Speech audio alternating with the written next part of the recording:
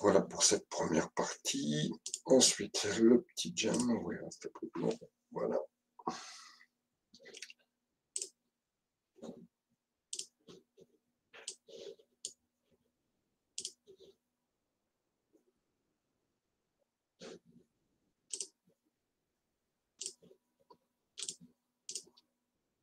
Alors, donc, je vous rappelle quand même que il y a finalement, on peut distinguer dans ce domaine des congés payés deux périodes. Une période pendant laquelle on acquiert les congés, donc qui a été l'objet de notre dernier cours, et une période pendant laquelle on va pouvoir prendre, donc pouvoir disposer des droits que l'on a acquis lors de la période de prise de congé. Je vous rappelle, malgré tout, que pendant la période d'acquisition de congé qui court du 1er juin de l'année N au 31 mai de l'année N plus 1, le salarié va pouvoir acquérir en fonction du temps de présence, et ça on avait traité de cette problématique lors de notre dernier cours, le salarié va pouvoir acquérir pendant cette période, qu'on appelle la période d'acquisition. Donc le salarié va pouvoir acquérir 2,5 jours, qui sont des jours ouvrables,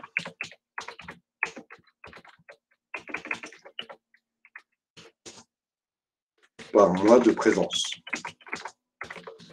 Pendant cette période, on avait étudié à travers différentes situations quel était le nombre de jours que le salarié avait acquis quand il n'avait pas forcément une présence pendant toute la période d'acquisition. Mais imaginons qu'un salarié qui soit présent du 1er juin de l'année N au 31 mai de l'année N plus 1, si le salarié est présent pendant toute la période d'acquisition, donc celui-ci va acquérir un total de 30 jours. Alors, fin date ne pourra, très bien, pas de souci. Donc, celui-ci va pouvoir acquérir un total de 30 jours, et je précise tout le temps, pour que ce soit bien ancré dans vos têtes, que ce sont des jours ouvrables. Ce qui veut dire que lors du décompte de la prise de congé, on va aussi compter ça en jours ouvrables. Donc, comment fonctionne maintenant cette prise de congé? La prise de congé, elle court bien sûr pendant l'année qui suit. Une fois qu'on est arrivé au 31-1 de l'année N plus 1, je vais pouvoir prendre les congés que j'ai acquis pendant la période précédente. Donc finalement, si on regarde un salarié qui, au cours de la période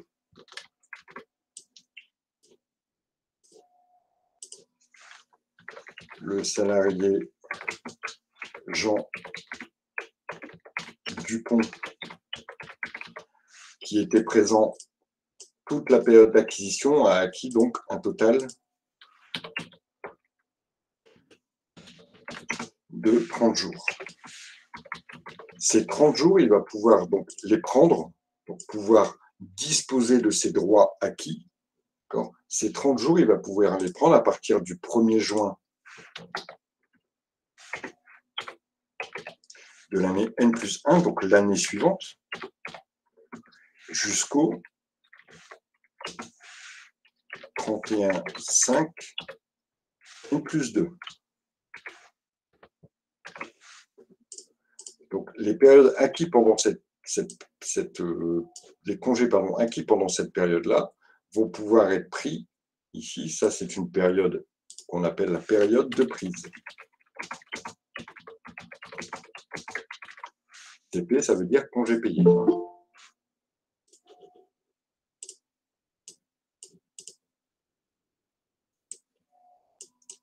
Donc, une période d'acquisition pour ce salarié.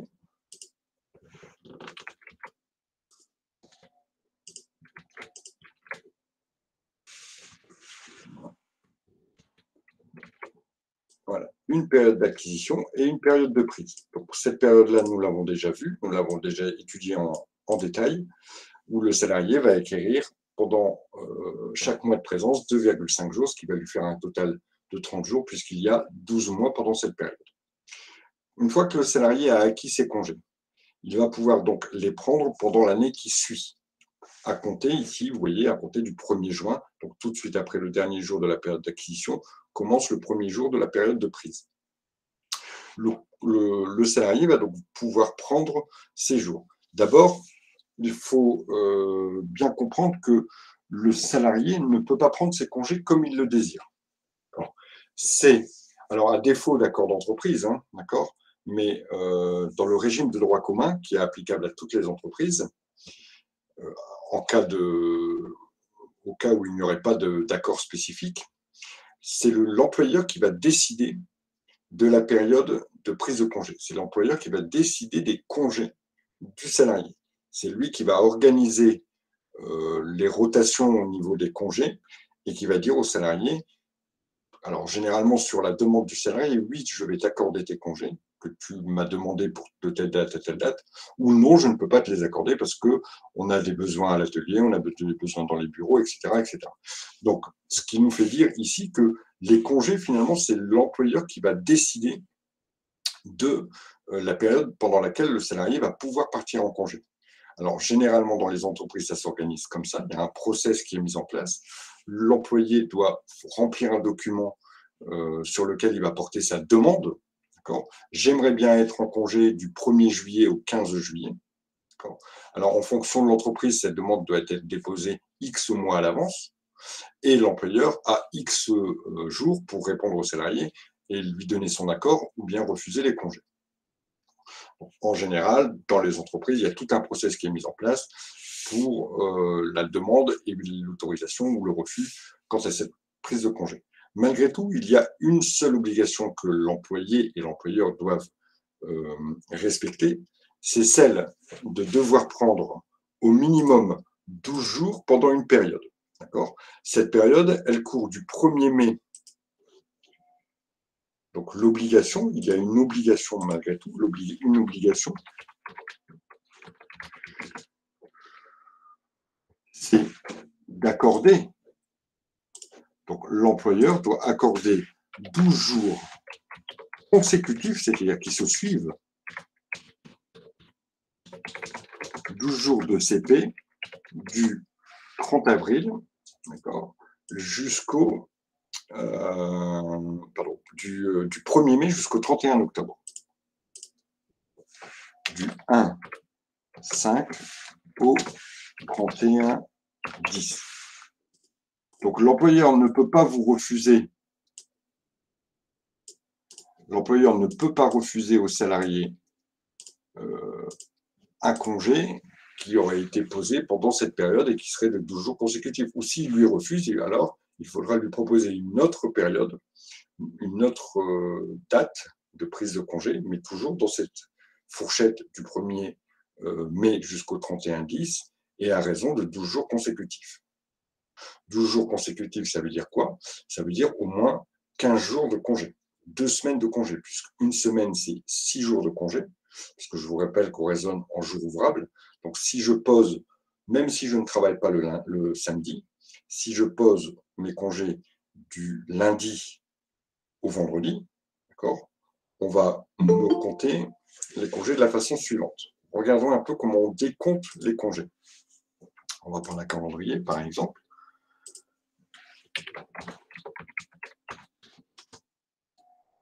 Allez, on va prendre janvier 2022. On a l'habitude de prendre nos petits calendriers. Hop, un lundi.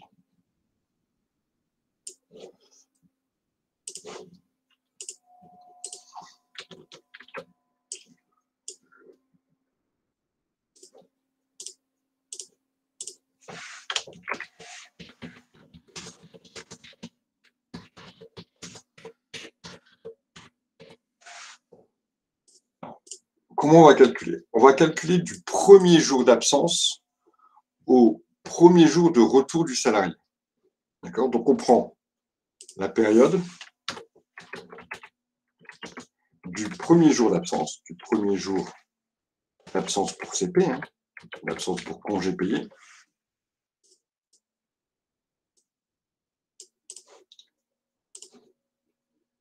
jusqu'à la date de retour. Période du premier jour d'absence, monsieur. De retour. Oui, Michael, qu'est-ce qu'il y a? Je ne vous ai pas compris. Est-ce que c'est période du premier jour d'absence? Oui, d'absence pour CP.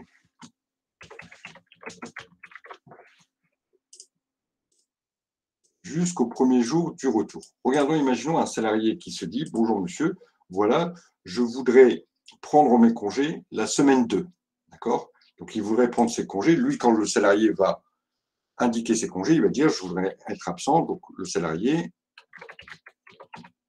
dit bon, le salarié, lui, il nous dit « Voilà, moi, je voudrais être en CP du 10 au, comme moi, je ne travaille que du lundi au vendredi, il va dire du 10 au... combien ça? C'est 14, je ne vois pas bien, je sais pas mes lunettes. Voilà, du 10 au 14. Du 10 au 14 janvier. Donc, il ne sera pas au travail du 10 au 14 janvier. Combien je vais lui décompter de jours? Combien je vais lui décompter de jours? Donc, premier jour d'absence, je commence ici, le 10. Je vais lui décompter le 10. D'accord. On met une petite croix ici. Je vais lui décompter. Voilà. Donc, une petite croix ici. Je vais lui décompter le 10. Je vais lui décompter. Alors, voilà. Hop.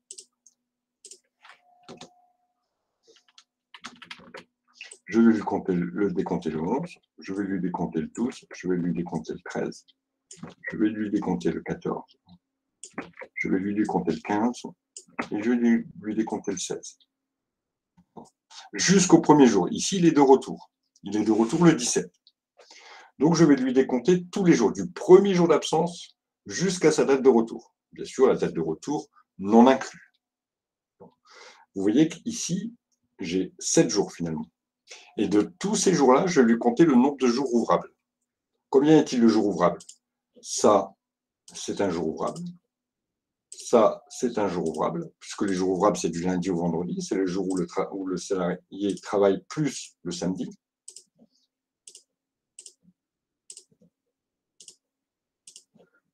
Et je lui décompte tout ça. Voilà. Le dimanche n'étant pas un jour ouvrable, les jours ouvrables, je vous rappelle que c'est du lundi au vendredi. Le dimanche n'étant pas un jour ouvrable, je lui décompte. Combien y a-t-il de jours là? Ça fait 6. Donc, le salarié aura donc pris 6 jours de CP. Est-ce que c'est compris la manière de décompter les jours? S'il vous plaît, monsieur, vous pouvez reprendre, s'il vous plaît? Je reprends. Je vais d'abord prendre la période qui va du premier jour d'absence,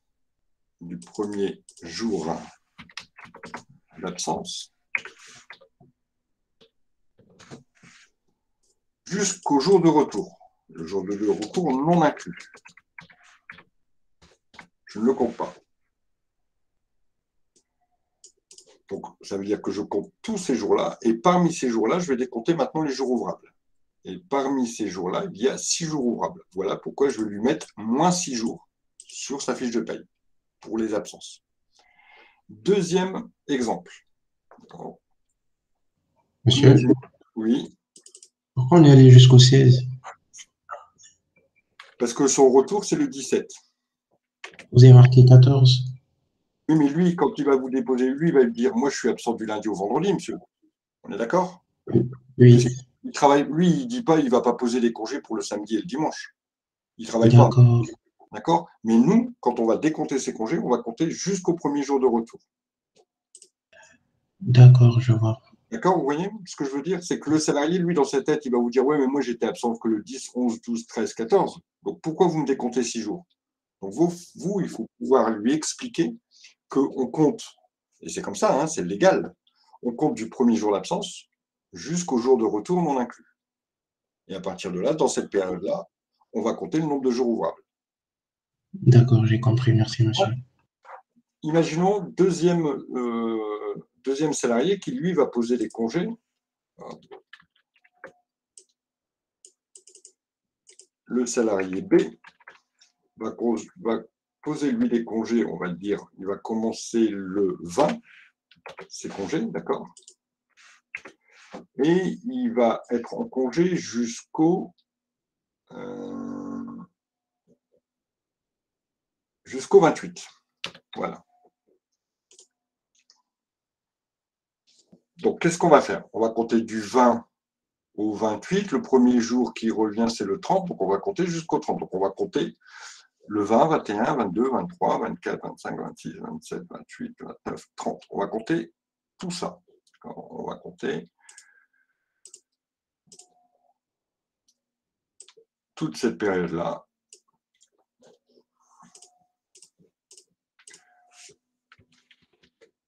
Plus toute cette période-là. Et parmi toute cette période-là, combien y a-t-il de jours ouvrables? 1, 2, 3, puisque le samedi est un jour ouvrable. 4, 5, 6, 7, 8, 9.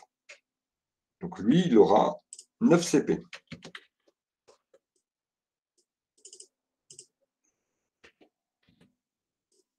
Ce qu'il faut se dire, c'est qu'il faut absolument compter les samedis. D'accord? Donc voilà comment on va décompter le nombre de jours de congé. Donc sur une période, on prend le premier jour d'absence jusqu'au jour de retour non inclus. Comme ça, on est sûr de ne pas se tromper. Quelle que soit la façon dont a formulé la demande le salarié, nous, on va compter du premier jour où il est absent jusqu'au jour où il revient. Et à partir de là, on va décompter dans cette période le nombre de jours ouvrables. Et ça sera le nombre de jours de CP que le salarié aura pris. Est-ce que c'est clair? Oui. Ça marche.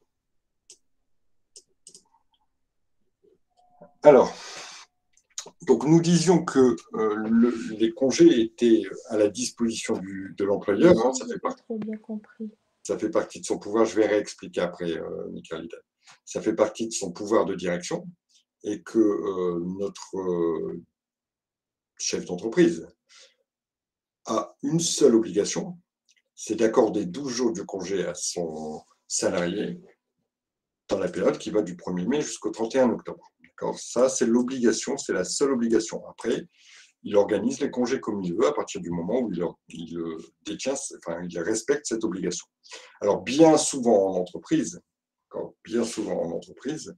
il y aura, voilà, on va dire des habitudes où certains salariés vont prendre en juillet une année, puis d'autres salariés vont prendre en mois d'août.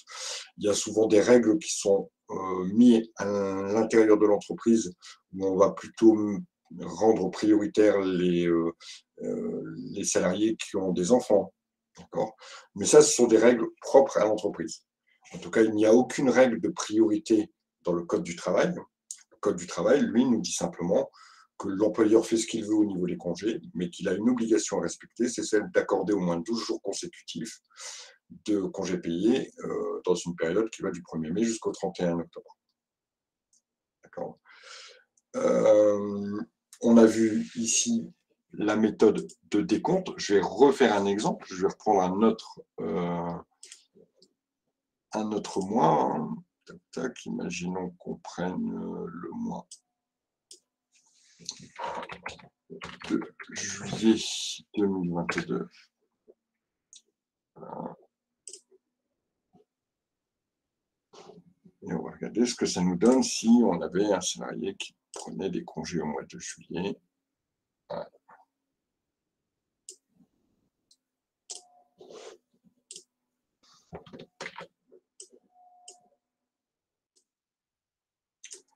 Alors, imaginons un salarié qui ait pris des congés. Hop, je reprends. Mon salarié A, il a pris des congés du 1er juillet jusqu'au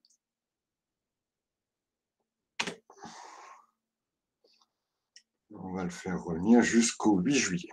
D'accord. Quelques secondes pour calculer le nombre de jours qu'on va lui décompter. Je vous rappelle qu'il va être absent cette période-là. Et il va être absent aussi.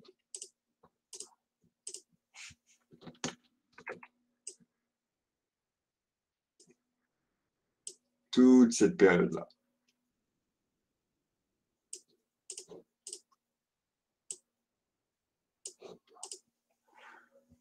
Donc, dans notre méthode ici, ce que je vais faire, c'est que je vais déjà décompter tous les jours, du premier jour d'absence jusqu'au premier jour de retour non inclus. 1, 2, 3, 4, 5, 6, 7, 8, 9, 10. Bon, à la limite, je vous dis, il faut les compter, mais non, ça ne sert à rien. Ce premier chiffre, 10, il ne sert à rien. Ce qu'il faut compter ici, c'est les jours ouvrables. Les jours ouvrables.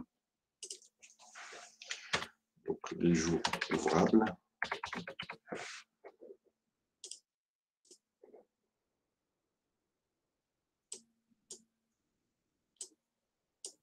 Ça, c'est un jour ouvrable. Ça, c'est un jour ouvrable.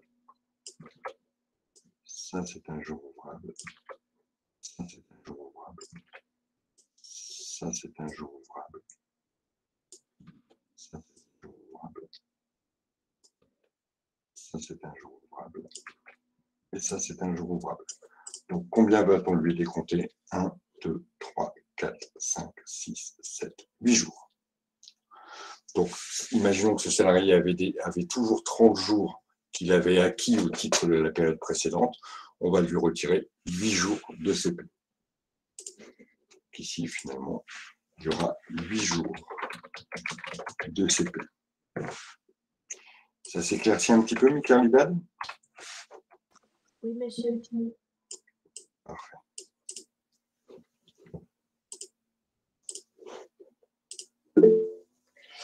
Oui, Abdel? Monsieur, est-ce que les jours fériés sont comptés dans le... Non, les jours fériés, alors on va prendre un exemple, on va prendre un autre exemple pour ici revenir. Hop. Imaginons que notre salarié, au lieu d'être absent du 1er au 8, il est absent du 1er au 16, ce qui va donc inclure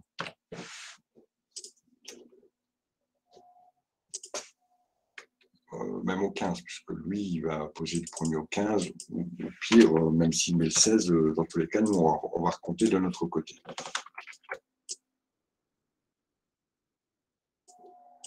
Donc ici, ouvrable, ouvrable, ouvrable, ouvrable et ouvrable. Or, on voyait bien sûr qu'il y a le 14 juillet. Le 14 juillet est un jour férié chômé en France, ça veut dire que c'est un jour non ouvrable. D'accord? Et donc, ici, on va avoir un jour férié qui ne compte pas, qui ne va pas compter ici dans nos chiffres. Donc, on va avoir 1, 2, 8, 9, 10, 11, 12, 13 jours. D'accord?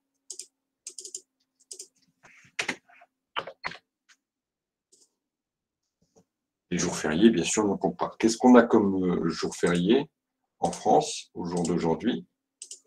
Les jours fériés en France. Allez, je vous écoute. Qu'est-ce qui me les donne? 1er mai. Ok, le 1er mai. Alors, il est en plus particulier, parce que lui, il est obligatoirement chômé. 1er mai, oui. Le 1er janvier. Le 1er janvier, effectivement, le jour de l'an. Ensuite, 14 juillet. bah voilà, on va aller l'écran, donc 14 juillet. Après, alors on va voir Le aussi, 11 novembre.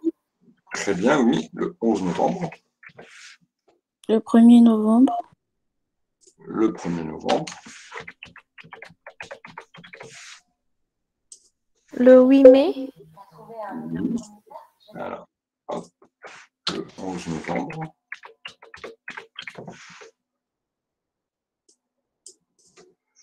Vous m'avez dit le 8 mai.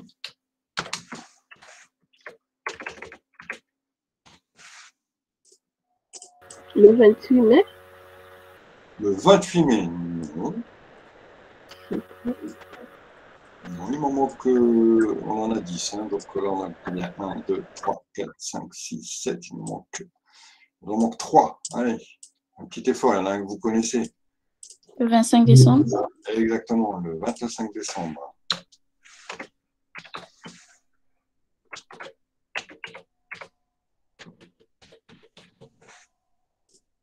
Il nous en manque 2. Le 26 mai, non. Alors les deux ne sont pas des dates fixes. Les deux ne sont pas des dates fixes.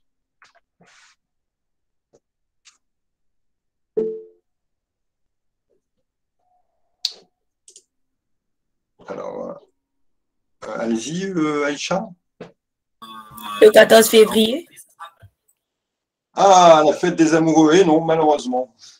Le 14 février, la Saint-Valentin n'est pas un jour férié. Alors, le 26 mai, c'était quoi pour vous, Aïta? Le 26 mai, c'est parce que ce ne sont pas des dates fixes. Hein.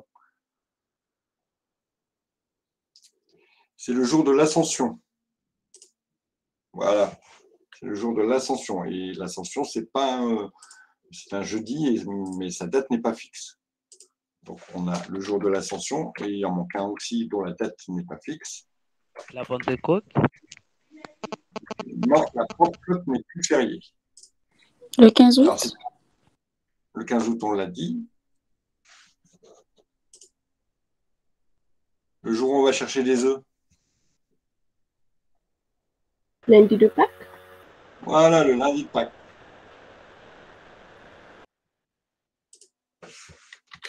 En général, le lundi de Pâques, c'est en avril. Voilà. Alors, il y a 10 jours fériés et vous aviez cité, il n'y a pas de Pâques évidemment, vous aviez cité le lundi de Pentecôte. Alors, depuis maintenant quelques années, le lundi de Pentecôte n'est plus un jour férié. Alors, il est un peu bizarre, ce lundi.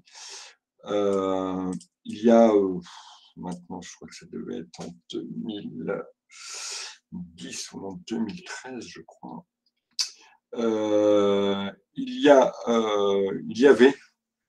eu en France une canicule. D'accord ? Donc un été, une période où pendant l'été il a fait très chaud. Et pendant cette canicule, il y a eu beaucoup de décès, notamment dans les maisons,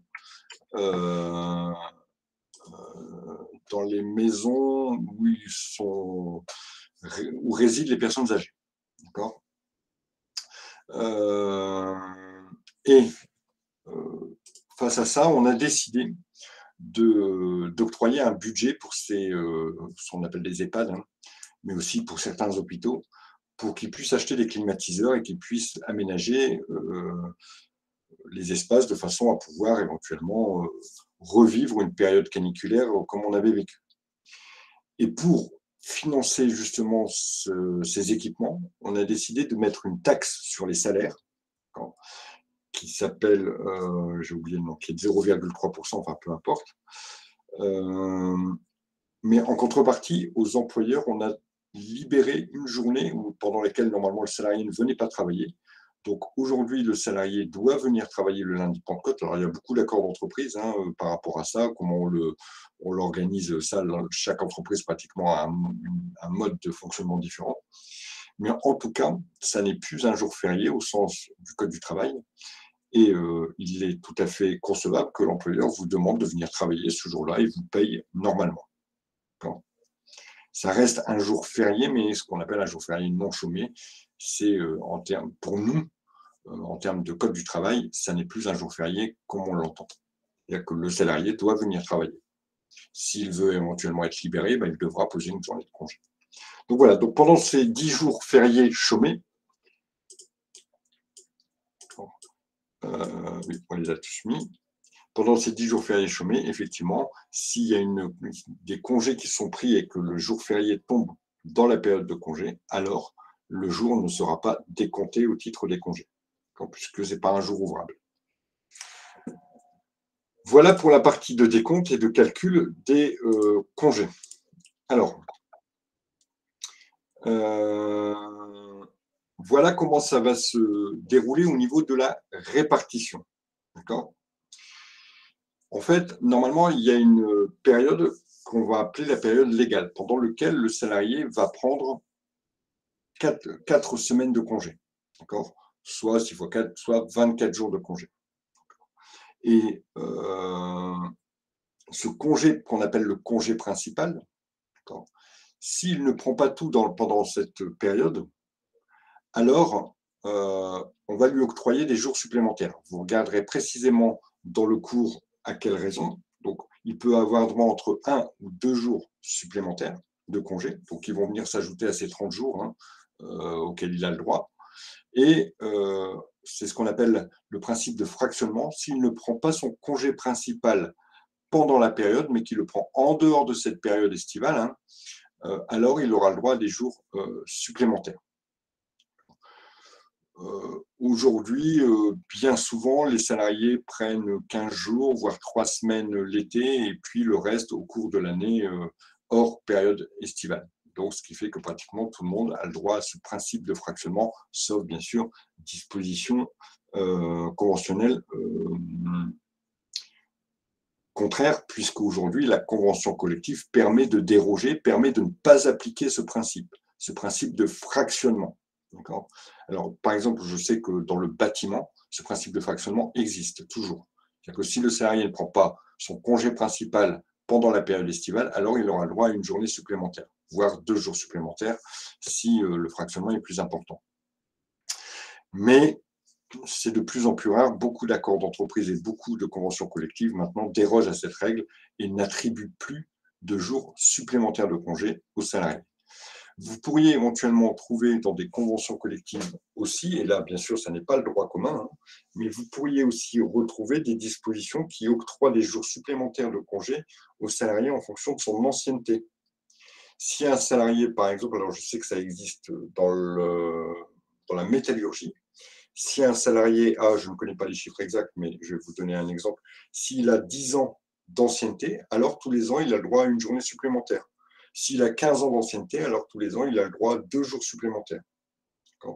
Ce sont ici des dispositions qui sont conventionnelles. Et si vous deviez vous retrouver face à une telle situation, dans tous les cas, ça vous serait indiqué dans les annexes de votre sujet. On vous dirait, par exemple, expliquer le nombre de congés qui ont été attribués à monsieur X. Et puis, vous auriez une convention collective qui vous indique qu'en fonction de l'ancienneté, des jours supplémentaires de congés sont attribués à tel ou tel salarié. Excusez-moi, j'ai un chat dans la gorge.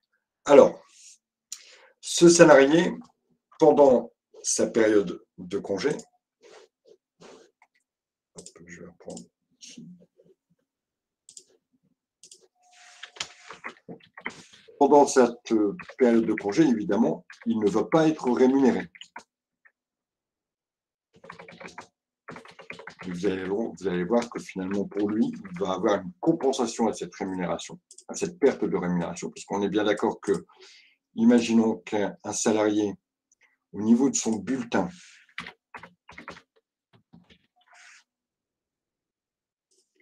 on va avoir toujours, vous vous souvenez, la même disposition au niveau du haut du bulletin. On va avoir sinon le libellé, un nombre d'heures,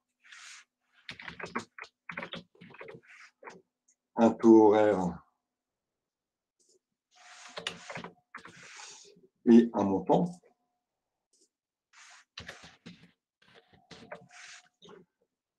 On a toujours la première ligne qui s'appelle salaire de base. C'est le salaire qui a été convenu contractuellement. Ça, on en a déjà fait état et vous avez déjà traité des sujets sur cette problématique-là. Que mon salarié qui est à temps plein, il va travailler 151h67 par mois. Enfin, il sera payé 161h67 et imaginons que ce salarié gagne 12 € de l'heure. Ce qui nous fait ici un total de 151,67 fois 12. Il est donc payé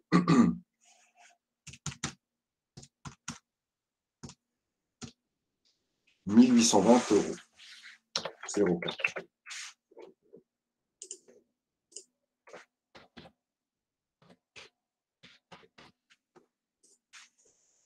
Voilà, ce salarié, il va avoir des absences parce qu'il est en congé payé.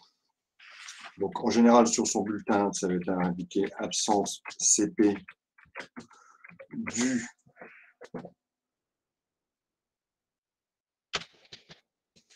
au. On va lui indiquer sur son bulletin la période pendant laquelle il a été absent. Et on va lui retirer un certain nombre de jours. Imaginons qu'il a été absent une semaine, donc on va lui retirer 6 jours, ce qui va obligatoirement lui faire une rémunération en main. Puisque ces 6, finalement, c'est un peu comme les jours d'absence. Hein. Hop, 6 jours, il aura une rémunération en main. Alors, en fonction du mois, je vais partir sur un mois classique. Imaginons qu'on ait 22 jours ouvrables. 1820 divisé par 22 fois 6, il va avoir une rémunération négative. On verra après les modalités de calcul. Hein. C'est d'abord pour vous expliquer. Moins 496,36. Donc, il va avoir une rémunération négative qui, ici, finalement, représente la période d'absence, la période pendant laquelle il n'a pas été payé, pendant laquelle il n'est pas venu travailler.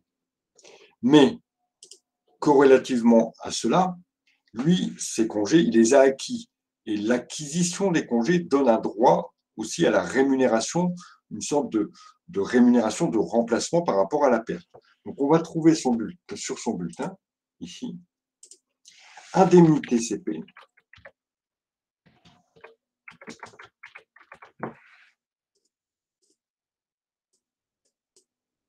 Et on va retrouver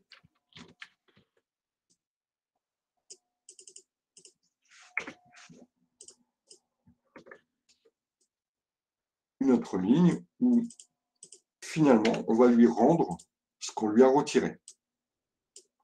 Donc ce qui veut dire que mon salarié, à la fin de cette opération, il aura donc un salaire brut.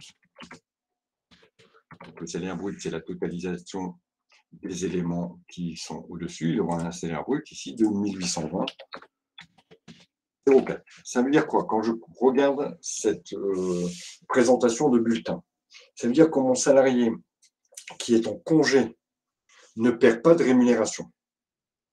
Et ça, il faut bien se le mettre en tête. Le salarié qui est en congé ne peut pas, et c'est la règle absolue, ne peut pas être payé moins que s'il avait travaillé.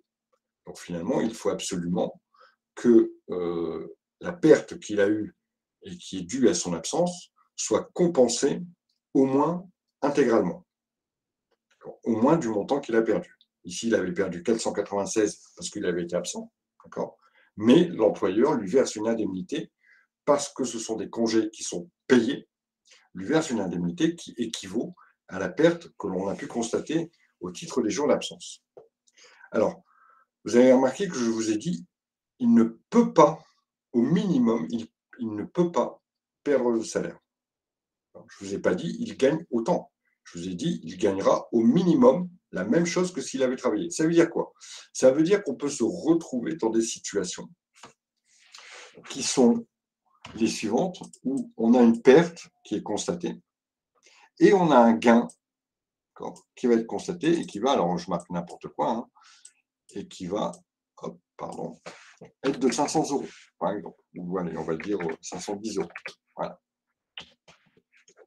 Donc, ce qui veut dire ici que mon salarié, grosso modo, je vais mettre 510,36 €, comme ça m'évitera de faire des calculs. Donc j'ai 14 € de différence, je vais rajouter 14. Vous voyez que mon salarié, dans ce cas-ci, il peut avoir gagné plus que s'il n'avait travaillé normalement. Parce que s'il travaille normalement, on a juste son salaire de base, 1820.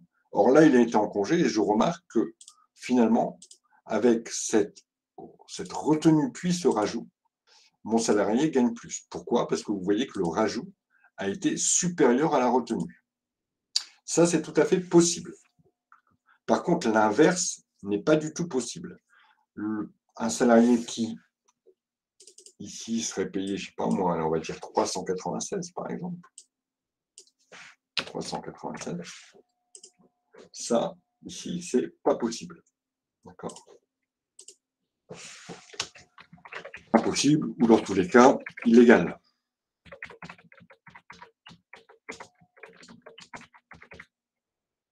Licite. D'accord? Licite, ça n'est pas licite, donc c'est interdit par la loi.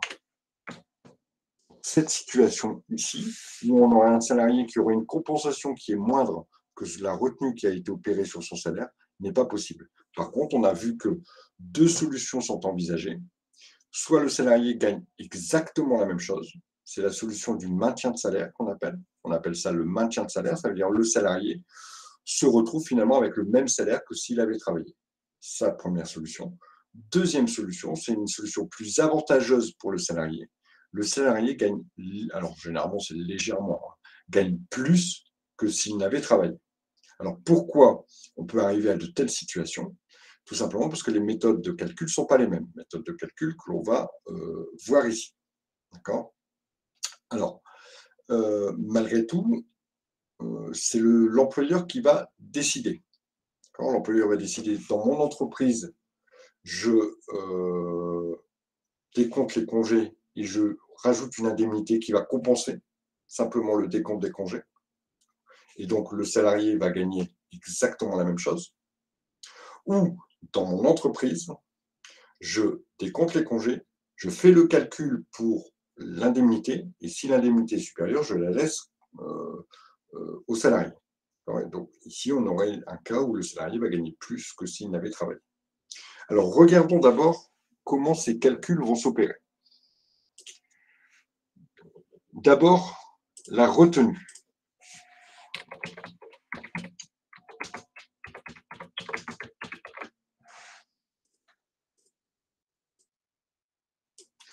Plusieurs façons pour la retenue, on les a vues, si vous vous souvenez bien, c'est notre avant-dernier cours, pas le dernier cours qui était consacré à l'acquisition, mais au dernier cours qui était consacré aux retenues. D'accord? Vous vous souvenez, ce cours où on regardait les heures réelles, on faisait un ratio, etc., etc. Je vous le rappelle très brièvement parce qu'on a déjà vu ce cours. Et ici, c'est une mise en application justement des modalités de calcul qu'on a vues dans le cours calcul des retenues pour absence. On avait plusieurs méthodes. On avait la méthode des heures réelles, on avait la méthode des jours ouvrés et heures réelles, la méthode des jours ouvrables, etc., etc. Donc ça, normalement, on l'a déjà vu. Malgré tout, je vais refaire un exemple avec l'une des trois méthodes. Et puis, on va voir ce que ça va nous donner. Pour calculer les jours d'absence, si je reprends ici, par exemple, cette idée-là. Voilà.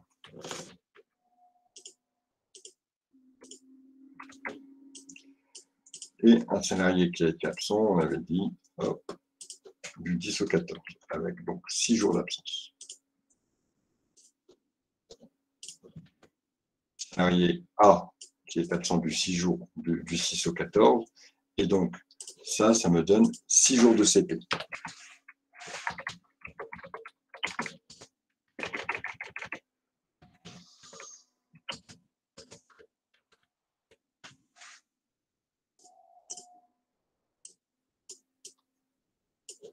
Mon salarié qui gagne salaire de base 2 000 €.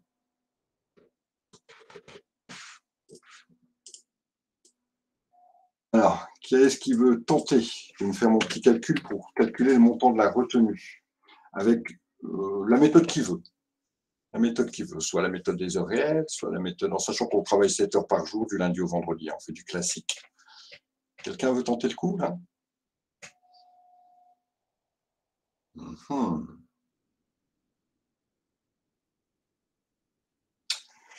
Allez, je vais le faire. Alors, souvenez-vous, première... Alors, si je prends la méthode des heures réelles,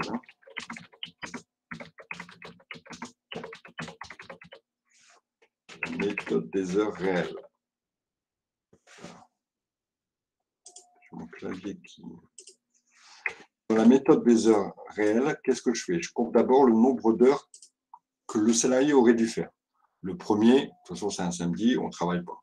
Donc, 1 semaine, 2 semaines, 3 semaines, 4 semaines, plus une journée. Donc, en nombre d'heures réelles,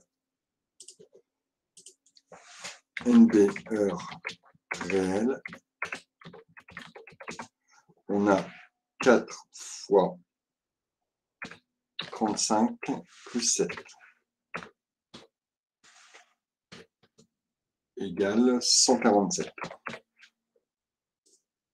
Dans le mois de janvier, il y a 147 heures réelles. On a 4 semaines pleines plus une journée. Donc, voilà pourquoi j'ai fait 4 fois 35 plus 7. Le nombre d'heures d'absence du salarié.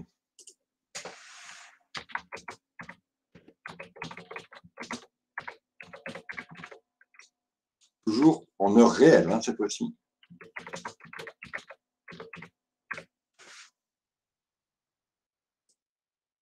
Il a été absent du 10 au 14, mais avec un retour le 17, mais en nombre d'heures réelles, il a été absent 35 heures.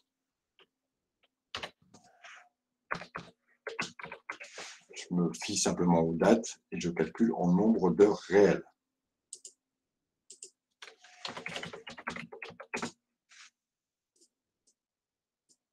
Ensuite, pour calculer, dernière étape, la retenue, on fait le salaire de base, multiplié par nombre d'heures d'absence,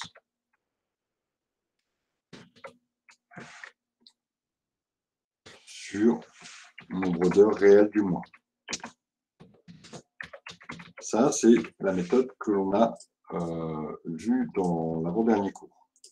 Donc 2000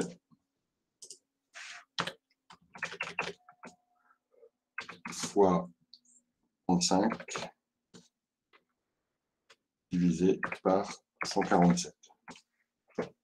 Donc mon salarié, je vais lui retenir de son salaire 2000 fois 35 divisé par 147. Je vais lui retenir 476 €.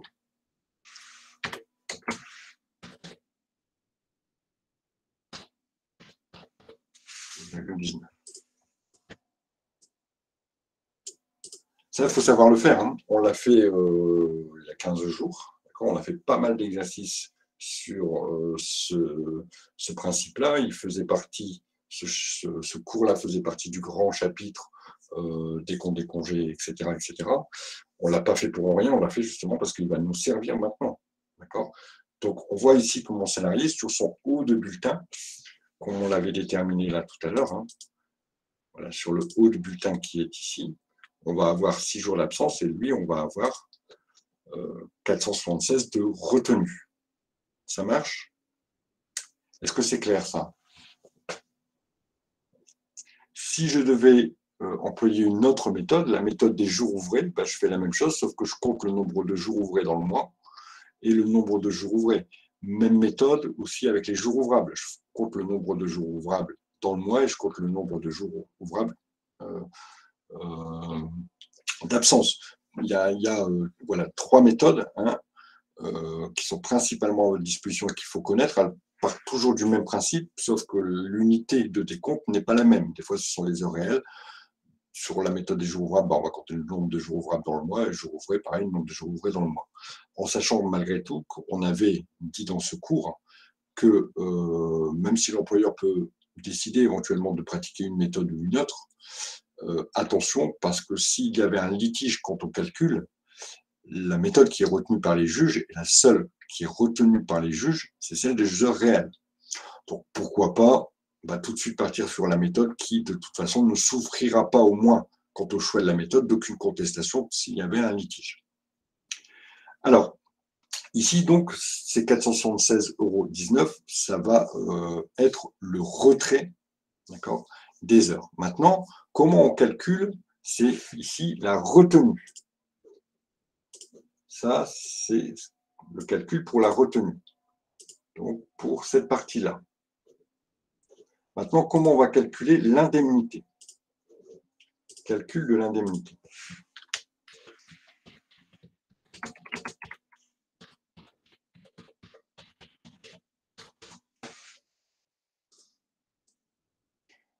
fonction de la règle qu'on a choisie, il y aura deux façons de calculer. Une première qui est très simple. Si la règle choisie par l'entreprise, si la règle est le maintien de salaire, alors l'indemnité est strictement égale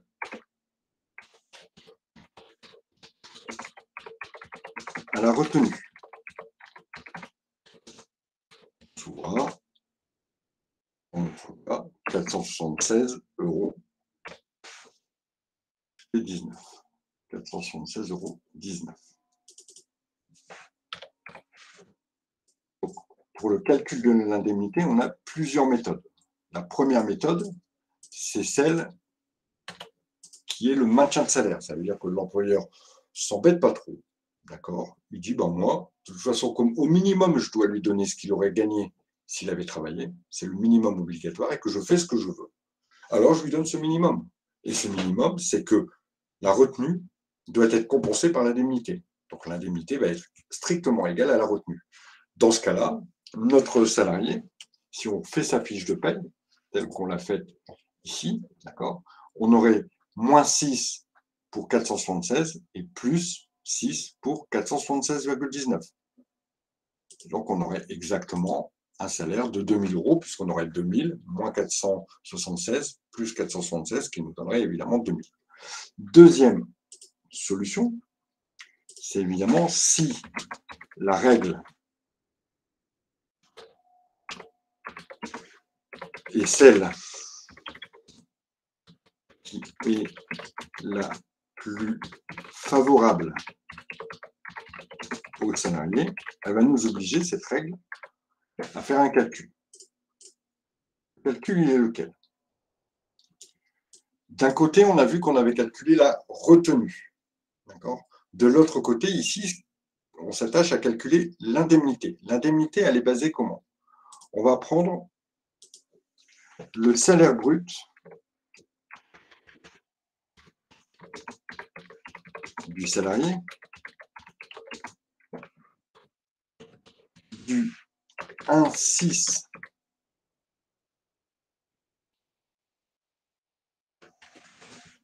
au 31,5 de la période d'acquisition.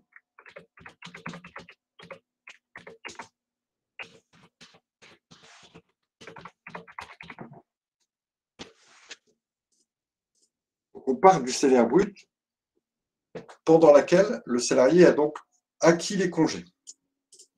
Ce salaire brut, on le multiplie, multiplié par 10%.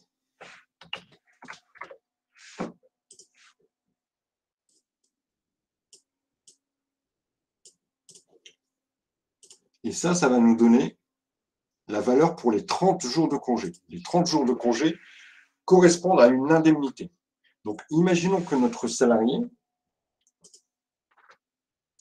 qui normalement gagne 2 000 €, l'année dernière, parce qu'il a eu des primes et que cette année, il n'a pas, d'accord, l'année dernière, il n'avait pas un salaire de 2 000 €, mais grosso modo, sur l'année, il avait plutôt un salaire de 2 100 €. D'accord. Donc, lors de la période d'acquisition, notre salarié A, pardon, je ne suis pas sûr ça, pendant la période d'acquisition, notre salarié A, il a eu un salaire de 2 100 € par mois. Donc, sur les 12 mois, il a eu un salaire brut, un S brut est égal à 25 200 €.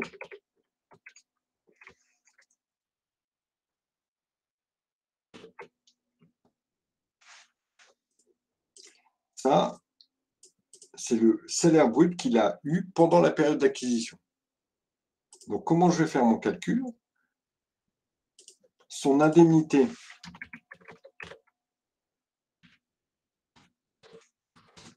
de congé payé, elle est égale à 25 200 fois 10%. Donc, son indemnité CP, elle est égale à 2 520 €. Et ça vaut, c'est son indemnité CP pour les 30 jours.